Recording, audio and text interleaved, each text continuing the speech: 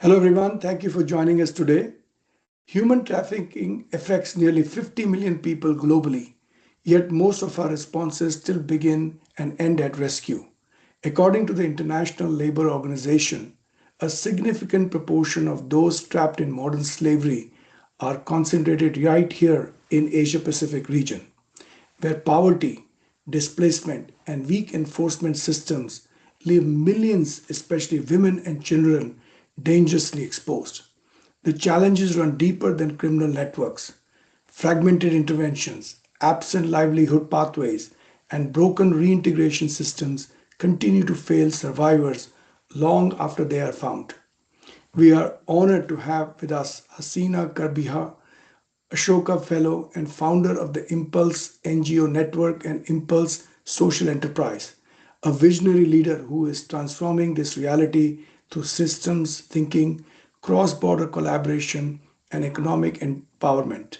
Recognized globally and the recipient of the Visionary Leadership Best Practices recognition from the Frost and Sullivan Institute, Hasina has developed the Impulse model, very impressive, I must say, a comprehensive, scalable anti trafficking framework built on the 6 P's and 6 R's that have supported over 72,000 survivors across South and Southeast Asia. In our session today, it's called Systems Over Rescue Rethinking Anti Trafficking as a Development Imperative, we will explore how integrated systems, survivor centered approaches, and inclusive growth can come together to build resilient, lasting solutions to one of the world's most complex transnational challenges. With that, let me welcome Hasina. Hasina, wanted to get some opening comments from you before we get started. Thank you so much for having me, for this talk today. So if we look at human trafficking, modern day slavery, in today's context, while we are seeing the progress of economic worldwide and the progress of political powers worldwide, modern day slavery exists in many ways, in many forms globally. And that's where the reason of how we progress is what my question, that I often asked. Have we really changed the human rights issues? Have we really basically take forward, in the context of how we are talking about right-based approach? So modern day slavery exists, continue to exist, because each one of us somewhere along the line are also indirectly contributing to the whole supply chain worldwide. Unless until we are each and everyone is aware of the situation, we will never be able to really shut the whole process of modern day slavery. True. I could agree with you more. And I think as this world becomes even more complex with more technologies, I think there are even significant challenges ahead of us. But I'm so impressed with the work that you and your organization is doing. And so it was so exciting for me personally to get a chance to meet with you, talk to you in the process. So my first question that I wanted to ask is focused around the framework that you have put together, right?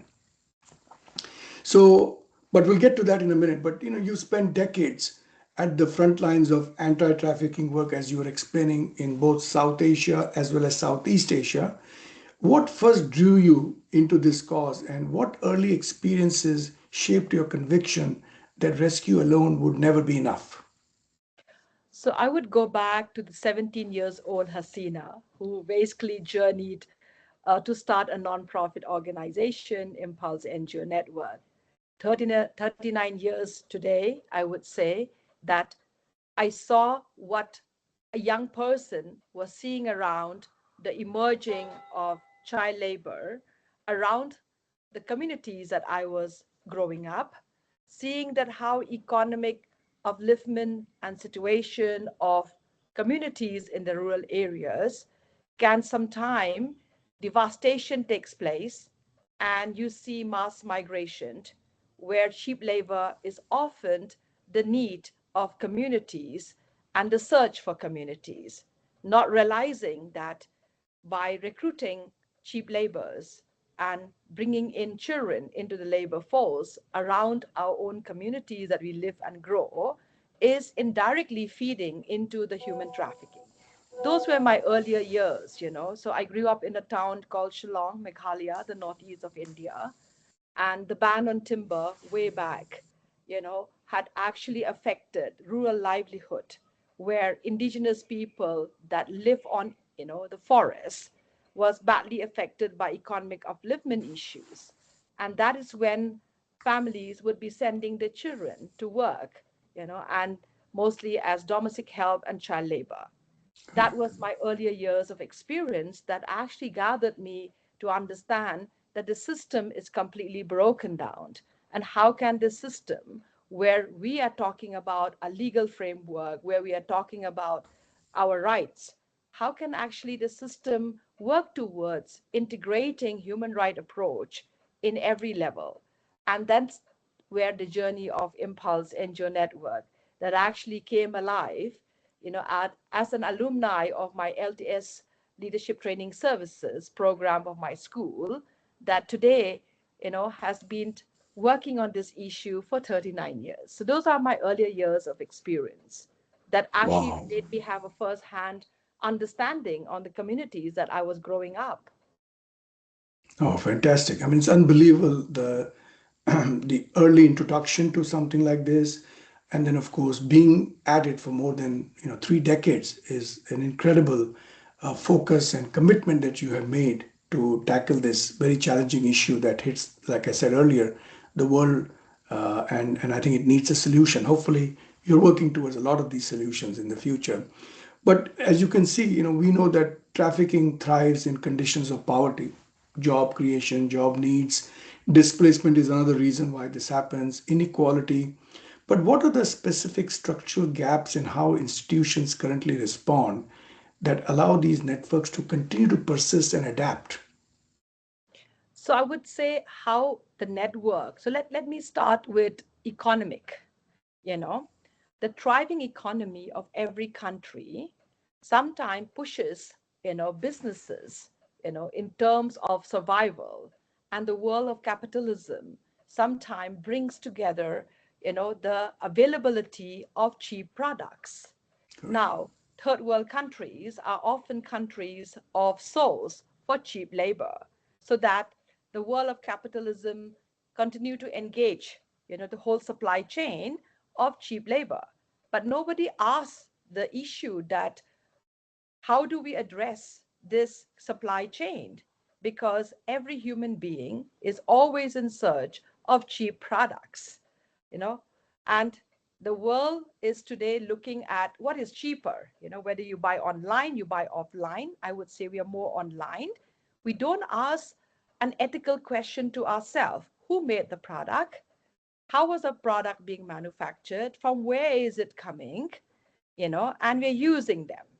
So, indirectly, in this thriving world of economic upliftment, we are continuing to create businesses which is engaging cheap labor. So, cheap labor are often victims of human trafficking and victims of people from countries who have to fled because of civil war, because of national calamities, climate impact, you know, unemployment, poverty, and that's when the vulnerability of human being in the labor forces increases every day. So unless until we become conscious as human being and start asking the basic question, where does our product come from? Who is buying this product? How many of us are contributing indirectly? So that is one form of how human trafficking is a global issue. The second I would come into it is that the need of, you know, of labor in all form of, you know, the priority, you know, businesses today, whether it's wellness, whether it's hospitality, you know, and all of that. Who is governing safety for people working in the sector, you know, which is engaging a day-to-day thriving economy as tourism, wellness, you know, things that we are having the largest consumer. Now, in that aspect, we also see young girls and young boys traffic, you know, and then get caught in a web of sexual exploitation because that's where the demand is. So these are also the other aspect. Now, the third, I would bring technology. While technology for good is the need of the hour, because of technology for good, we are both speaking today. I'm in India in the Northeast, you are there in the Silicon Valley at this moment. But there's also technology which is striving to basically bring more demand, to people in terms of exploitation online, and how the world today is bringing young people to not communicate to their near and dear ones, but are hooked to a technology because that's the first friend they would call. They can get caught into it for work, for career, to get motivated. Everything is available. Now, the world of technology today is also engaging online exploitation in various platforms that has been created for purposes of business. So whether we call social media, dating apps, purchase, travel, all these are basically meant for the purpose of engaging easier communication, easier engagement, and easier reach, which is a need. But in other ways, we also have traffickers using the same platform to Platforms. basically lure young people, engage young people using the same tools and the same, apps to basically look at vulnerability and, supply chain of what can they offer the world where exploitation continue to exist. So these are very major issues. While we are talking about growth and we're talking about, you know, um, growth process and businesses and others, indirectly, we are also not being conscious that these growth processes come with a cost.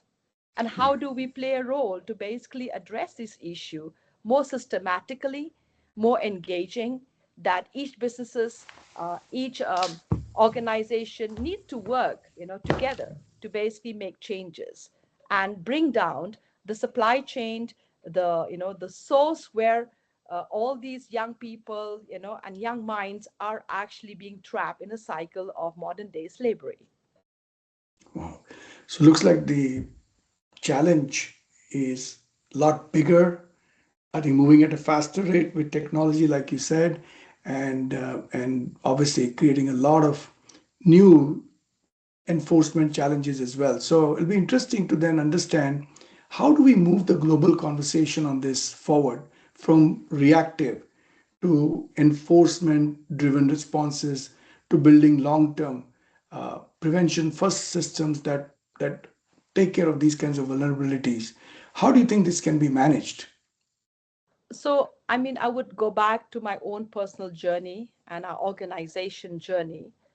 Very early in our intervention, we realize, we acknowledge that no single organization can address a global modern slavery issue individually as an institution.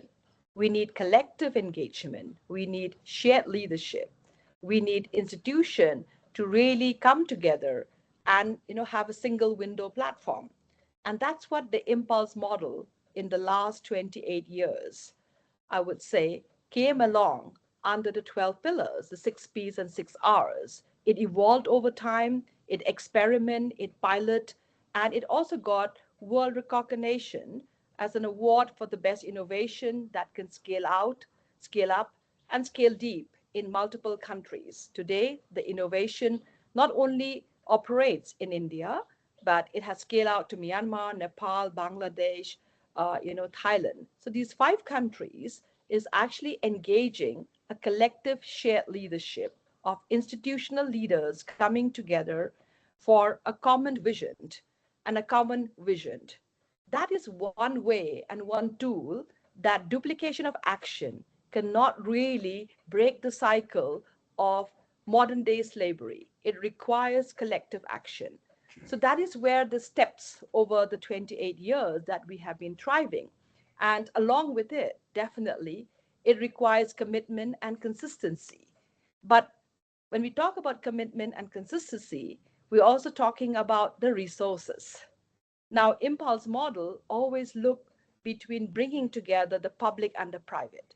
So when we talk about the public and the private here, we need to really engage businesses, and large businesses across the globe, large corporations across the globe, to work together in solution action that also breaks the chain of modern day slavery. Now, business for good is a need of the hour. While we are thriving capitalism, while we are thriving growth of big corporation, while we are also looking at the impact of how these can create employment, we also need to look at ethical businesses that actually come to the core, that what are we doing to mankind? How are we actually reducing poverty? Are we reducing poverty by exploitation? Are we reducing poverty by being ethical? How do the growth process and keeping all these systems in place and collectively address, not in isolation? Not in isolation. Yeah. I know you touched a little bit on the 12 pillars, or like you call the 6 P's and the 6 R frameworks. Obviously, they are very, very remarkably comprehensive. But what does it take to operationally hold all of these elements together? And where do you think the system could potentially break down? Or have you seen it break down in your experience? Well, in the initial years when the system was being created, it's human being in the system. Now, human being have ego, and ego in leadership is a breaking point of any growth process. Now, realizing that very early, for me, it was stepping back, from that ego and taking this innovation as a solution more scientifically, that every leaders that come together on the platform that we have created under the Impulse Case Management Center, which is the 6R, is going to really respond to the action that has been tested. Now, each leaders will carry the innovation just like any medical science, but in the social sector. And by stepping behind, I basically took forward that the human ego should not control the innovation, but it should be the real-time action that actually bring forward leaders to see that we have a solution, and together we can actually multiply the solution, engage more players, and ensure that no single organization are going to be an expert in solutions or expert in system change. So when we talk about the private and public, both the government, the corporates, the nonprofits will have to align together. So it has not been easy. The journey has not been easy, but then every step has always been a learning for me. And like I just said, ego was one word that I had to, basically remove from the dictionary of this innovation. I stepped back myself, showed that this action, the solution belongs to every leaders. When we multiply, we are going to be leaders in our own communities, in our own states, in our own province, in our own country, while we are also having a common thread that we are sharing the resources. And that's where the power of sharing resources becomes the capital of social innovation. Unless you cannot have one social innovation just thriving in one region, because modern day slavery and human trafficking, it's basically across borders. It is a multi-billion industry. It is global. So you cannot fight this, modern day slavery by one organization. But bringing this into one process, it's a continuous process. It requires resilience. It requires the engagement of people to continue to thrive, to continue to do things in the best way, and also to be, I would not say being a workaholic, but being conscious that there are ethics application and there are legalities that is involved in the process. True. I know you touched on the very next point I wanted to ask you about, and that's about cross border collaboration and scalability, given that trafficking networks are transnational, and I'm assuming that the solution has to be also transnational, right? So, my question to you would be, you've extended your work beyond India to Myanmar, Bangladesh, Nepal and Thailand. And I think you also mentioned that now you have a local presence in Thailand, right? So, what does it practically take to build an institutional partnership that can match the scale and fluidity of trafficking networks? So looking at the need of how institution needs to be strong in every country that we have scaled out the innovation, it's aligning the leaders in those spaces that has similar commitment, similar drive, and also similar ethical values and principle, that they're also looking for solution.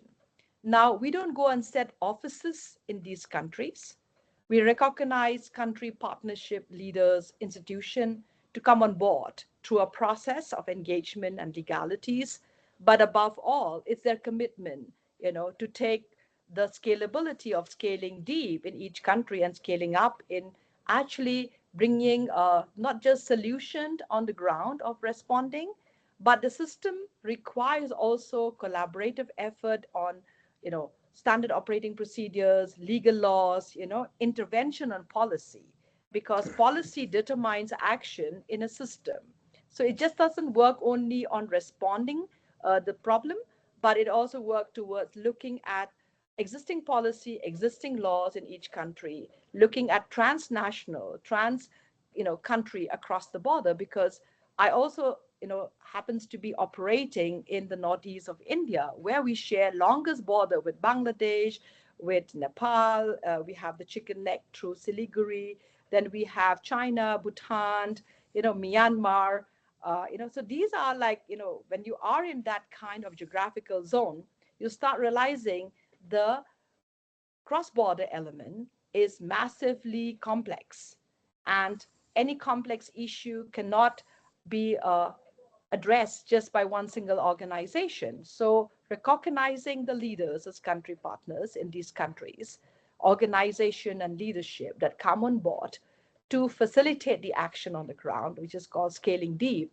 It's also engaging state partners across the 8 states of the Northeast, because then they are based there. They know the communities, they know the issues better, they understand the complexity. We're reducing the resources requirement because the institutions are already there. You're not just having a staff as an admin, because that franchising model is not going to work, because that it becomes a breaking point. So it's more of shared leadership and collective response rather than a franchisee model of the innovation. And that's the action that we have taken forward that had helped us in the cross-border relation. And we are glad that we managed in 2019 to have a standard operating procedure between India and Myanmar in terms of repatriation, where we actually dive deep to a trade agreement of these two countries, where we look into that good businesses across borders needs action that also recognize human being and human beings, in terms of their rights, and how exactly that trade can happen while connectivity is taking place and all the investment is happening, whether it's road connectivity, people to people, cultural, and all forms. The economy can only be thriving when human beings are also protected from exploitation. So we Correct. went into it, we succeeded to have that. We managed to have working rules with Bangladesh, on existing policy that is there. And so that has made the impulse model scale up. But this came up collective because of the leaders that was driving this innovation and has a common goal. Correct. Exactly. No, like you rightly said, I mean, it is no one organization, it's not one set of people. There is a huge group of individuals, governments, private sector, civil society. Everybody has to play their role in averting what continues to be a major challenge for the entire world, right? So, in conclusion, I wanted to propose an option for you to consider, and that is if you were to ask every leader out there in the government, in private sector, in civil society we talked about, to take one concrete action after our conversation today, what would that be? What would be your message to them? I would say every leaders in every system. whether the public, the private, the nonprofit that we are, and the community that I come from. Every leader can take action if they are committed that they want to make changes. They are change maker in their own respective spaces, but they have to agree upon that duplication of action will actually waste resources. And in a world of technology, we also need to see that we need to govern how we are going to be connected more, not just virtually in connection, but action in terms of looking that every platform that is there is going to protect the future generation who are going to be, the people that would need the most. We should leave that, something as a response. All right, fantastic. Now that was incredible, fantastic conversation, Hasina. I really appreciate your time. On behalf of Frost and Sullivan Institute, my team who works with me very closely and they have been in touch with you, I thank you for your insights, thank you for your candid comments, and hopefully you will continue to be on this journey to help make that change. You are a change maker, in my opinion. I wish you the absolute best. And if there's any way Frost and Sullivan Institute can support you in that endeavor, please don't hesitate to contact us. So, with that, thank you very much once again. Thank you so much. Thank you.